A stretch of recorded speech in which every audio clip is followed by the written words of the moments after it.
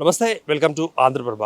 So దివంగత మాజీ MLA Narsampet మాజీ ఎమ్మెల్యే పెద్ది సుదర్శన్ రెడ్డికి గుర్తుగా మరి ఆయన యొక్క విగ్రహాన్ని నర్సంపేటలో తలపెట్టారు. సో పార్టీ శ్రేణులు అంటే మరి ముఖ్యంగా బీఆర్ఎస్ పార్టీ శ్రేణులు, అదేవిధంగా పార్టీ అభిమానులు కూడా ఆయన యొక్క విగ్రహాన్ని నర్సంపేటలోని ప్రభుత్వ వైద్య కళాశాల ఎదుట అంటే మెడికల్ కాలేజ్ ఎదుట అక్కడ నిర్మించి తలపెట్టారు. అయితే ప్రైవేటు స్థలంలో ఈ నిర్మాణాన్ని మేము తలపెట్టాము. అయితే ప్రైవేటు స్థలంలో మరి అనుమతులు అవసరమా, ప్రైవేటు స్థలంలో ప్రైవేటు విగ్రహాలను నిలబెట్టుకోవచ్చు కదా అంటూ కూడా అక్కడి స్థానిక నాయకులు గట్టిగా మాట్లాడుతున్నారు. అయితే ఇదే క్రమంలో మరి గడిచిన ఆదివారం రాత్రి ఈ యొక్క ఘటన జరిగింది. అయితే సోమవారం నుంచి కూడా అంటే ఈ రోజు ఉదయం నుంచి కూడా దీనికి సంబంధించిన తీవ్ర ఉద్రిక్త పరిస్థితులు అక్కడ నెలకొంటున్నాయి. అదేవిధంగా టెన్షన్ వాతావరణం నెలకొంటుంది. మరి కాంగ్రెస్ నాయకులు, అదేవిధంగా మరి మాజీ మంత్రులుగా పనిచేసిన వాళ్ళు, అదేవిధంగా మాజీ ఎమ్మెల్యేలు కూడా అక్కడ బీఆర్ఎస్ ఎమ్మెల్యేలు అక్కడ రావడం, సో దీనికి సంబంధించిన నినాదాలు చేయడం, వీరితో పాటుగా అక్కడ స్థానిక నాయకులు, స్థానిక క్యాడర్ కూడా రావడం జరుగుతుంది. అయితే దీనికి సంబంధించి నర్సంపేట ప్రభుత్వ మెడికల్ కాలేజ్ ఎదురుగా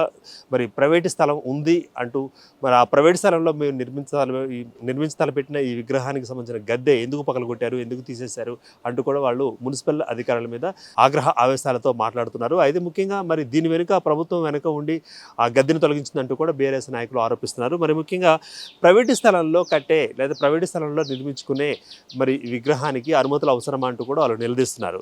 ముఖ్యంగా ఇదే గద్దెను కూల్చివేసిన ప్రాంతానికి మరి ఈరోజు మరి మాజీ మంత్రి ఎర్రబెల్లి దయాకర్ రావు, అదేవిధంగా మాజీ ఎంపీ బోయినపల్లి వినోద్ కుమార్, సో వీరిద్దరు కూడా అక్కడికి వెళ్ళడం, మరి సంఘటనా స్థలానికి వెళ్ళి అక్కడ జరిగిన ఆ యొక్క ధ్వంసం తీరు, అదేవిధంగా ఆ గద్దెను ఎందుకు కూల్చేశారంటూ కూడా వారు కూడా కొన్ని వ్యాఖ్యలు చేశారు. అదేవిధంగా మీడియాతో కూడా ముచ్చరించారు. ప్రైవేటు స్థలంలో మరి నిర్మించుతున్నప్పుడు ఎందుకని అనుమతులు తీసుకోవాలి, అనుమతులు ఉన్నాయా లేవా అన్న విషయాన్ని, లేకపోతే మేము దరఖాస్తు చేసామా లేదా అన్న విషయాన్ని కూడా కనీసం అడగకుండా వాళ్ళు మున్సిపల్ అధికారులు చేసేసి మొత్తం ఇక్కడ విగ్రహాన్ని తొలగించడం, ఆ విగ్రహానికి ఏర్పాటు చేసిన గద్దెను తొలగించడం అంతా గర్హనీయం అంటూ కూడా వారు మరి వ్యతిరేకంగా మాట్లాడారు.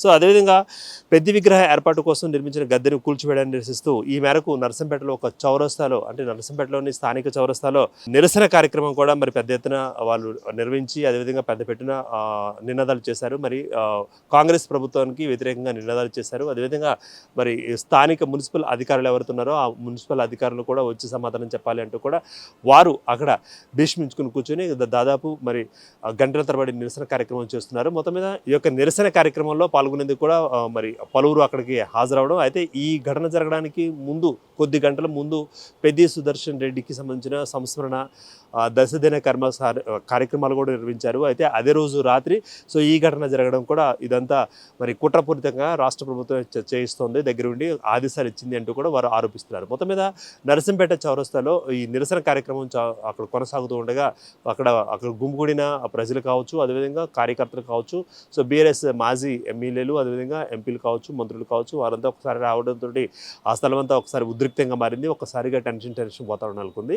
సో పోలీసులు ముందుగా ఈ యొక్క సంఘటనను ఊహించి సో వారు కూడా బందోబస్తు ఏర్పాటు చేసినప్పటికీ ఒకనొక స్థాయిలో మరి పోలీసులకు అక్కడ నిరసన చేస్తున్న మాజీ ప్రజాప్రతినిధులకు మధ్య కూడా తోపులాట, అదేవిధంగా ఒక ఘర్షణ వాతావరణం కూడా నెలకొన్నట్లు తెలుస్తుంది.